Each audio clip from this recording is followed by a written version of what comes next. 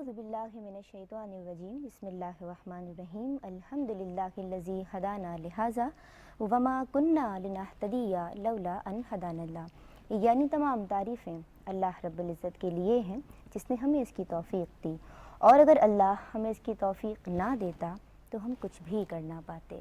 اللہم صلی علی سیدنا و مولانا محمد عدد ما فی علم اللہ صلاۃ دائمۃ بدوام ملک اللہ۔ السلام علیکم ورحمۃ اللہ وبرکاتہ۔ ناظرین محترم، ہمارا یہ پروگرام کائنات، خالق کائنات کی لامحدود قدرت و حکمت کو جاننے اور پہچاننے کی ایک ایمان افروز کاوش ہے، اسے پیش کرنے کی سعادت پاکستان ٹیلی ویژن حاصل کر رہا ہے، اور میں ہوں آپ کی میزبان سیدہ ندا نسیم۔ اللہ تبارک و تعالیٰ کی سب سے بہترین تخلیق انسان ہے۔ انسان ہی وہ ذات ہے جس پہ سب سے زیادہ لکھا گیا اور سب سے زیادہ تحقیق کی گئی۔ اللہ تبارک و تعالیٰ نے بڑا خاص انعام یہ عطا کیا کہ اشرف المخلوقات بنا دیا۔ زمین پر انسان کو اللہ تبارک و تعالیٰ نے اپنا نائب بنایا، اسے عقل و فہم کی عظیم قوتیں عطا کر کے فرشتوں سے بھی بڑھ کے علم دیا، یعنی مسجود ملک انسان کو بنایا۔ ناظرین محترم، بات جب یہ سمجھ آ گئی تو پھر ہم آئیے آج حضرت انسان کو دریافت کرنے کی کوشش کرتے ہیں۔ انسان کے بارے میں بہت کچھ جانتا ہے، لیکن بہت کچھ جاننے کے باوجود بھی وہ کچھ بھی نہیں جانتا۔ تو کس طرح دریافت کرتے ہیں کہ انسان کیا ہے؟ انسان ایک پرجوش سمندر، ایک سکون دریا، رم جھم برستی آبشار، ایک جلتا ہوا صحرا، ایک منحنی سا ذرہ، ہر سمت پھیلتی کائنات۔ انسان کیا ہے؟ اس کا ارتقاء کیسے ہوا؟ یہ سوالات معمہ بنے ہوئے ہیں ہم سب کے لیے۔ تو آئیے ان سوالات سے آگہی حاصل کرتے ہیں، اور اس مقصد کے تحت ہم نے اپنے اسٹوڈیوز میں مدعو کیا ہے بہت ہی قابل تعریف مہمانان گرامی کو۔ آئیے ان کا آپ سے تعارف کرواتی ہوں۔ سب سے پہلے میں تعارف کروانا چاہوں گی معروف مذہبی اسکالر اور عالم دین محترم جناب مولانا احترام الحق تھانوی صاحب، السلام علیکم۔ اور ان کے ساتھ تشریف رکھتے ہیں جینیٹکس۔ ناظرین، ان کا خصوصی حوالہ ہے، اور ان کے حوالے سے کیا کہوں، جب بولنا شروع کرتے ہیں تو بس ہم سب سنتے ہی چلے جاتے ہیں۔ محترم جناب ڈاکٹر شکیل فاروقی صاحب، السلام علیکم۔ آپ دونوں مہمانان گرامی کو خوش آمدید کہتی ہوں۔ ناظرین محترم، اس سے پہلے کہ ہم سوالات کی سمجھ چلیں، آئیے ایک ڈاکیومنٹری دیکھتے ہیں۔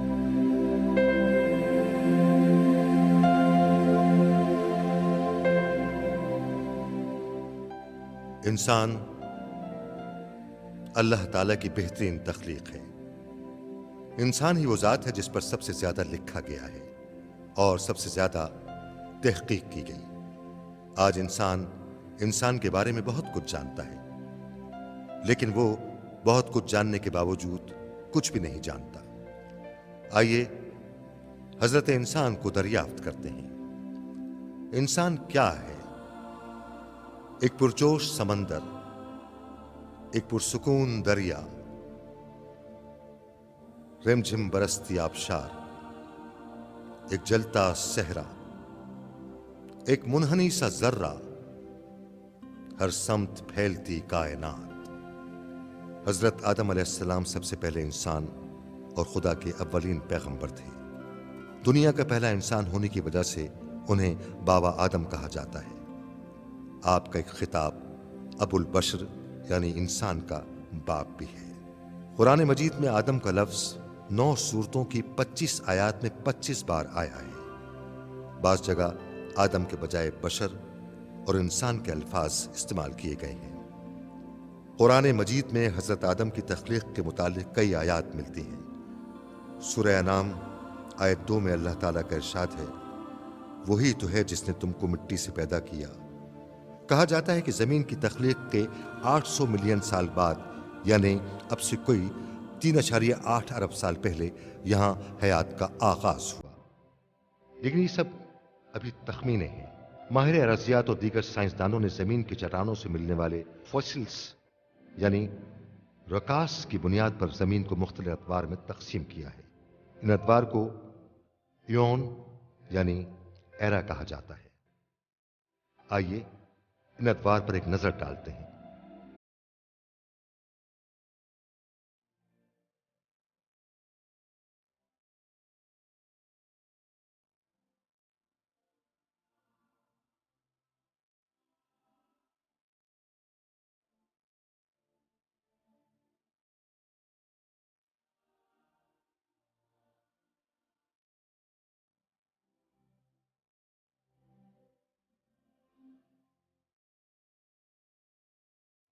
सेनोजोइक एरा, इसका आगाज 65.8 मिलियन साल पहले हुआ और यह अब तक जारी है, यानी दौर इंसान के लिए खुसूसी अहमियत का हामिल है।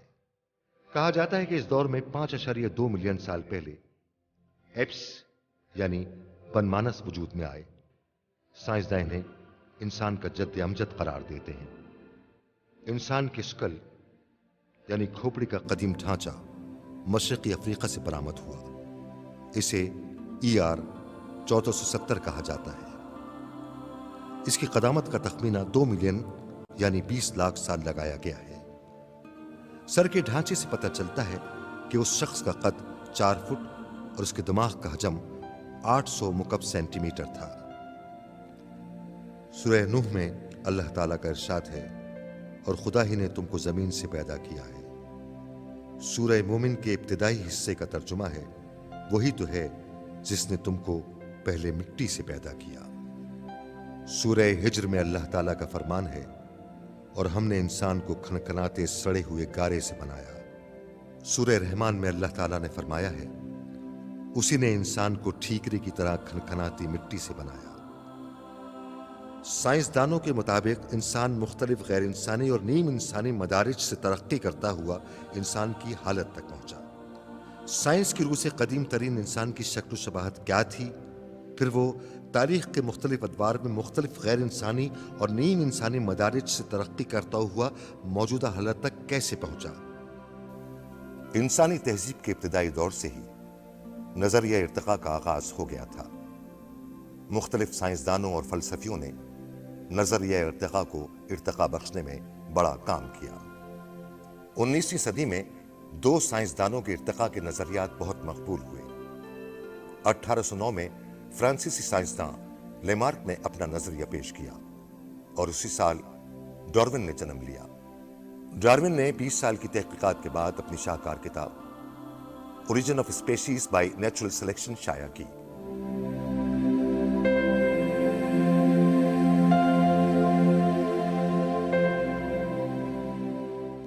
डॉक्यूमेंट्री आपने मुलाहिजा की। आइए सवालात के हम चलते हैं। डॉक्टर साहब, पहला सवाल डॉक्टर शकील फारूकी साहब आपसे करना चाहूँगी कि ज़मीन पे हयात का आगाज़ कैसे हुआ? ज़मीन पर हयात का आगाज़ कैसे हुआ, इसका कोई हतमी जवाब तो मुमकिन नहीं है। मुख्तलिफ साइंसदानों ने तारीख़ के मुख्तलिफ अदवार में मुख्तलिफ नज़रियात पेश किए, जिनके ऊपर पहले भी बहस होती रही और आज भी वो बहस जारी है। साइंसदानों का ख्याल ये है कि पानी से ज़िंदगी का आगाज़ हुआ और वो जानवर जो कि पानी में पैदा होते हैं वो पहले पैदा हुए और फिर उन्होंने खुश्की का रुख इख्तियार किया और फिर आहिस्ता आहिस्ता उनकी नस्लें और मुख्तलिफ मखलूक़ात बढ़ती चली गईं। ठीक है। इंसान इस सफ़र में बहुत देर में आया और बहुत देर में शामिल हुआ।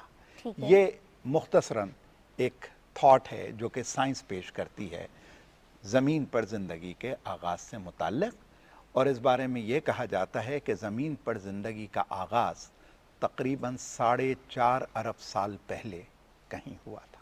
तकरीबन 4.5 अरब साल पहले ज़मीन पर ज़िंदगी का आगाज़ हुआ। मौलाना साहब, आपसे पूछना चाहूँगी कि कुरान मजीद इस हवाले से हमारी क्या रहनुमाई करता है? कुरान करीम में अल्लाह ताला ने इस कायनात को पैदा करने और इसकी तख्लीक के मुतअद्दिद मकामात पर अल्लाह ताला ने ज़िक्र फरमाया,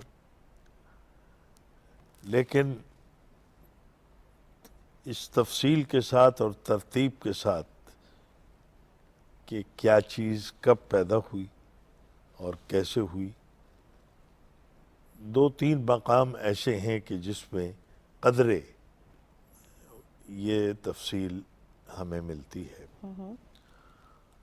और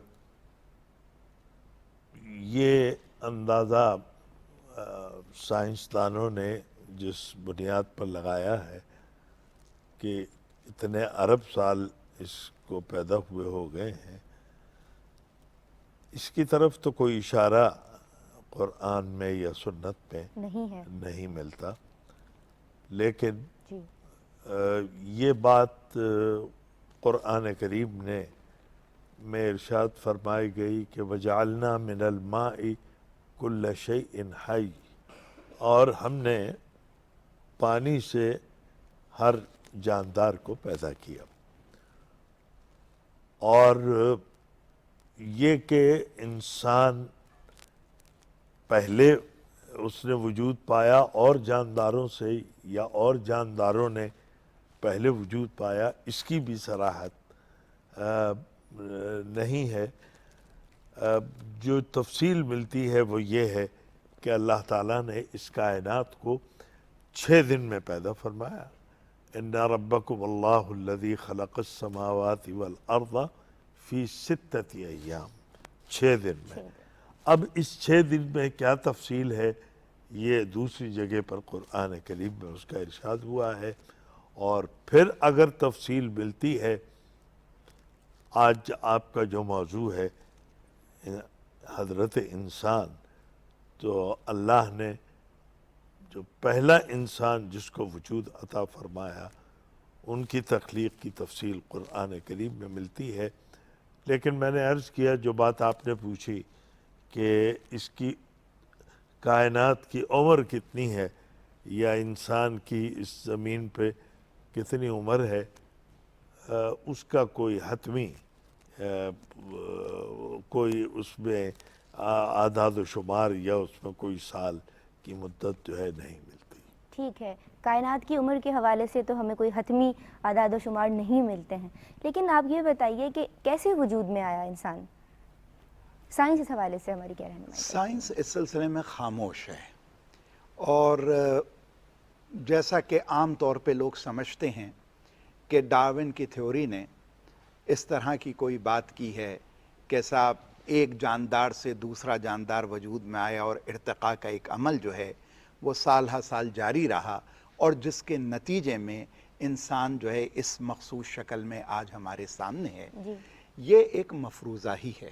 اچھا. اور سائنس کا اپنا کام کرنے کا ایک مخصوص طریقہ ہے، اور وہ طریقہ یہ ہے کہ سائنس جاتی ہے شہادت پر، ایویڈنس پہ، کہ جو ایویڈنس اسے ملی ہے اس کو انسانی عقل کے مطابق سائنس جس طرح دیکھتی ہے اور سمجھتی ہے اس سے وہ ایک نتیجہ اخذ کرتی ہے. اور یہ سب کچھ جو ہے یہ اندازہ ہے، یہ سب کچھ جو ہے یہ ایک مفروضہ ہے. حتمی طور پر سائنس یہ بات نہیں کرتی. انسان کے بارے میں ہمارے قرآن کریم سے جو ہمیں ایک روداد ملتی ہے وہ یہ کہ اللہ تعالیٰ نے انسان کو پیدا کر دیا مٹی سے، اور پھر قرآن کریم میں اللہ تعالیٰ یہ بھی فرماتا ہے کہ مٹی سے پیدا کرنے کے بعد 2 نطفوں کے اشتراک سے انسان کی پیدائش کا عمل جو ہے وہ جاری رہا. ٹھیک ہے. ٹھیک. اب اس بات سے اختلاف کی گنجائش نہیں، کیونکہ یہ ڈیوائن طور پر، آفاقی طور پر اللہ تعالیٰ کی طرف سے اس کے کلام کے ذریعے ہمیں بتائی گئی. ہم جب علم کی بات کرتے ہیں تو ہمیں ایک بات یہ یاد رکھنی چاہیے کہ ایک چیز ہوتی ہے علم اور ایک چیز ہے حق. ہمیں یہ فیصلہ کر لینا چاہیے کہ علم اور حق میں کیا مقدم ہے. علم اور حق. اور حق.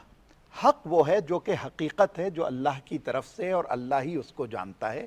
اور جہاں اللہ سبحانہ و تعالی ضروری سمجھتا ہے وہ انسانوں کو حق کا شعور عطا کر دیتا ہے. علم کی جو صورت ہمارے سامنے ہے وہ ہم اپنی جو بھی محدود ہمارے اوصاف ہیں، ہماری صلاحیتیں ہیں، اس کی بنیاد پر ہم حاصل کرنے کی کوشش کرتے ہیں. اور یہ علم جو ہوتا ہے یہ علم ناقص ہوتا ہے اور تغیر پذیر ہوتا ہے. جیسے جیسے نئے نئے شواہد ہمارے سامنے آتے چلے جاتے ہیں اس کے ساتھ ساتھ ہماری سوچ، ہمارے نظریات، ہمارے مفروضوں میں ایک تبدیلی پیدا ہوتی رہتی ہے. تو حقیقت یہ ہے کہ انسان وجود میں کیسے آیا، سائنس اس کے بارے میں کوئی حتمی جواب نہیں دے سکتی. جو نظریہ ہے وہ ڈارون کا نظریہ ہے، جس میں یہ اس رائے کا اظہار کیا گیا ہے کہ مختلف صورتوں سے ایک ارتقائی عمل کے نتیجے میں انسان ظہور پذیر ہوا. لیکن یہاں ایک بات بڑی اہم ہے جس پر ہمیں توجہ دینی چاہیے وہ بات یہ ہے کہ جو موجودہ شکل ہے انسان کی جدید، اس شکل کے بارے میں سائنس کا اندازہ یہ ہے، حتمی طور پر یہ بھی بات نہیں کہی جا سکتی، یہ محض ایک اندازہ ہے کہ یہ شکل 30,000 سال پرانی ہے، موجودہ شکل، جبکہ انسان کے وجود کے جو شواہد سائنس نے اپنی ٹیکنالوجی کی بنیاد پر دریافت کیے ہیں، اس کا دور جو ہے وہ 80 کروڑ سے لے کے 2 ارب سال کے درمیان کا کوئی وقت ہے کہ جب انسان نما کوئی چیز اس کرۂ ارض پر نمودار ہوئی۔ ٹھیک ہے، یعنی اتنا طویل وقفہ یہ ہمیں بتا رہے ہیں، یہ دور اتنا طویل ہے۔ مجھے آپ یہ بتائیے گا کہ قرآن مجید میں لفظ آدم کے کیا مفہوم ہیں، اور یہ بات بھی پچھلے دنوں مطلب یہ نظریہ بھی پچھلے دنوں سامنے آیا کہ لفظ آدم اور آدم علیہ السلام کو ایک ہی ہستی تصور کیا گیا، تو آپ اس حوالے سے ہماری کیا رہنمائی فرمائیں گے؟ نہیں، حضرت آدم جو ہیں وہ ابو البشر ہیں، وہ اول الناس ہیں، سب سے پہلے، یعنی یہ وہ میں عرض کر رہا ہوں وہ بات کہ جو قرآن کریم کی بنیاد پر ہے۔ اچھا، اور اس کے تو لہذا وہ جو ابو البشر ہیں اور وہ جو پہلے آدمی ہیں جن کو اللہ نے وجود عطا فرمایا، ان کا نام اللہ نے آدم ان کا نام دیا۔ ٹھیک ہے، اور آدم کا مفہوم اور مراد جو ہے وہ وہی شخصیت ہیں کہ جو ہمارے سب کے جد امجد ہیں اور ہمارے باپ ہیں، ابو البشر ہیں۔ تو حضرت آدم علیہ السلام کو اللہ نے وجود عطا فرمایا۔ ایک طویل حدیث کے اندر انسان کے وجود کا ذکر سرکار دو عالم صلی اللہ علیہ وسلم نے اس طرح فرمایا کہ صرف پانی پانی تھا اور ابھی زمین وجود میں نہیں آئی تھی۔ ایک مقام پر اس پانی میں جب اللہ تعالیٰ نے زمین کو پیدا کرنے کا ارادہ فرمایا، ایک مقام پر جوش پیدا ہوا، ابال، اور جس جگہ ابال اور جوش پیدا ہوا وہ پانی وہاں سے گاڑھا ہونا شروع ہوا، اور گاڑھا ہونے کے بعد اس میں سختی آتی گئی، اور پھر وہ اس طریقے سے یوں پھیل گیا، اور وہ حصہ جہاں پر سب سے پہلے ابھار آیا ہے اور جوش پیدا ہوا تھا، جہاں یہ وہ جگہ ہے کہ جس کو کہتے ہیں ہم کعبہ۔ عربی میں کعب کے معنی ہیں ابھار کے۔ اچھا، قرآن کریم نے فرمایا کہ وضو کرو تو دھو اپنے چہروں کو، ہاتھوں کو کوہنیوں تک اور پاؤں کو ابھار تک، یہ ٹخنوں کا جو ابھار ہے اس کو کہتے ہیں کعبین۔ کعب کے معنی ابھار کے۔ جو ٹکڑا سب سے پہلے ابھر کے آیا زمین کا، اس کو پکارا گیا کہ کعبہ، ھذا کعبہ۔ تو گویا زمین کی ابتدا یہاں سے ہوئی ہے کہ جہاں آج بیت اللہ ہے، اور یہ زمین پھیل گئی ہے، اور پھر اس کی میں نے بتایا کہ طویل حدیث ہے، اور تفصیل اس کی یہ ہے کہ جب یہ زمین پھیلی ہے تو پتے کی طرح جیسے پانی پر پتا لرزتا ہے اس طرح سے لرزتی تھی۔ اللہ تعالیٰ نے اس پر پہاڑ قائم فرمائے اور حکم دیا کہ ٹھہر جا، تو زمین نے قرار پکڑ لیا۔ پھر یہ زمین جب پھیل گئی، حضرت ابو موسیٰ اشعری رضی اللہ تعالی عنہ کی ایک روایت ہے کہ رسول اللہ صلی اللہ علیہ وسلم نے فرمایا کہ اللہ تعالیٰ نے انسان کو پیدا کرنے کا جب ارادہ فرمایا تو ایک فرشتے سے کہا کہ جا کے زمین سے مٹی لے کے آ۔ وہ مٹی لینے کے لیے آیا تو زمین روئی اور اس نے فریاد کی۔ اس نے کہا کہ ایک ایسی مخلوق اس سے پیدا ہوگی کہ جب اس کے اعمال خراب ہوں گے اور اس کو سزا کے طور پہ جہنم میں ڈالا جائے گا تو وہ تو میرا وجود ہوگا، تو مجھے معاف کر دے۔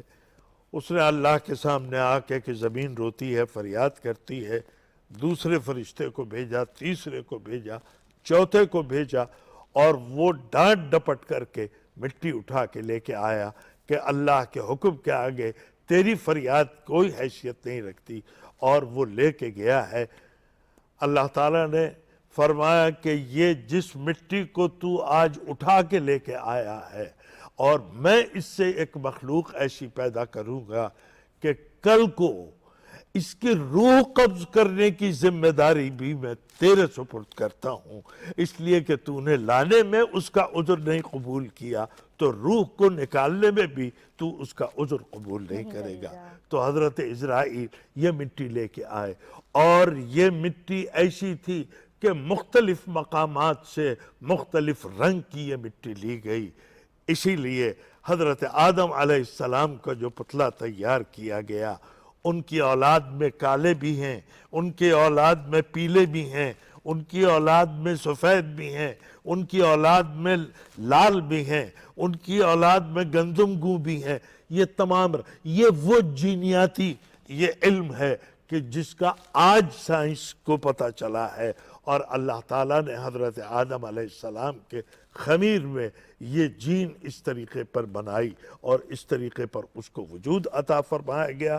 حضرت آدم علیہ السلام کا پتلا تیار ہوا ہے، اور پھر ابھی حضرت حوا کا وجود نہیں ہے، اور حضرت آدم علیہ السلام کا پتلا جب تیار ہو گیا، اللہ تعالیٰ فرماتے ہیں فَنَفَخْتُ فِيهِ مِن رُوحِي، پھر میں نے پھونک ماری اس میں، اور وہ ہے روح۔ اس کا مطلب یہ ہے کہ انسان کا جسم تو مٹی سے ہے، لیکن اس جسم میں جو روح ہے وہ اللہ کے حکم کی روح ہے، اور ان دونوں کے اشتراک سے انسان اس کو حیات اور زندگی ملتی ہے۔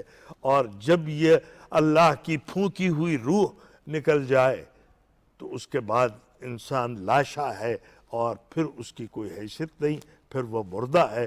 اس طریقے سے اللہ نے حضرت آدم علیہ السلام کو وجود دیا ہے، اور یہ پہلے آدم ہیں۔ اور قرآن و سنت کی روح سے یہ پتہ چلتا ہے کہ کائنات کو وجود دینے کے بعد پھر سب سے آخر میں اللہ تعالیٰ نے حضرت آدم علیہ السلام کو وجود دیا ہے، اور اس سے پہلے زمین، آسمان، کائنات کی تمام چیزیں کہ جو انسان جس سے اب مستفید ہوگا، وہ پہلے سے اللہ نے کائنات کو عطا فرما دی۔ سبحان اللہ، پہلے کائنات کو آراستہ کیا، اور پھر اس کے بعد حضرت آدم علیہ السلام کو وجود دیا۔ میرا تو یہی خیال ہے کہ بات ابھی بھی تمام نہیں ہوئی، اور گفتگو ناظرین تشنا ہے، تو انشاءاللہ العزیز ہم اگلے پروگرام میں اسی پینل کے ساتھ، اسی ٹاپک کے ساتھ، اسی موضوع کے ساتھ پھر سے حاضر ہوں گے۔ آپ دونوں شخصیات کی میں بے حد مشکور و ممنون ہوں۔ اجازت دیجیے، فی امان اللہ، السلام علیکم ورحمۃ اللہ وبرکاتہ۔